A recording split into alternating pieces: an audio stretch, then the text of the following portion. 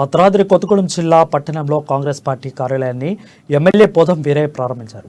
ఈ సందర్భంగా BRS BJP ప్రభుత్వాలు అవలంబిస్తున్న ప్రజా వ్యతిరేక విధానాలను తీవ్రంగా విమర్శించారు. కాంగ్రెస్ పార్టీ అధికారంలో ఉన్నప్పుడు అటు కేంద్రంలోని ఇటు రాష్ట్రంలోని అన్ని వర్గాల ప్రజల అభివృద్ధి కోసం పనిచేసిందని అన్నారు. కానీ బీజేపీ బీఆర్ఎస్ ప్రభుత్వాలు అధికారంలోకి వచ్చిన తర్వాత ప్రజా వ్యతిరేక పాలన కొనసాగిస్తుందని దుయ్యబట్టారు.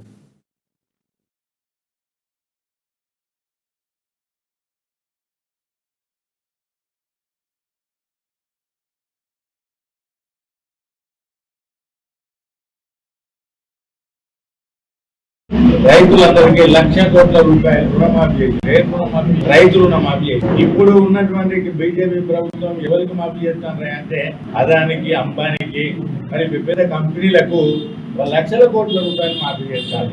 మరి కాంగ్రెస్ పార్టీ ఇప్పుడు అసలు చేయలేదు. మేజర్ గా వెనుకబడ్డటువంటి కులాలు అంటే ఎస్సీలు కానీ, ఎస్టీలు కానీ, బీసీలు కానీ, మైనార్టీలకు కానీ మంచి కార్యక్రమాలు అందించినటువంటి పార్టీ ఏదైనా ఉన్నదంటే కాంగ్రెస్ పార్టీ.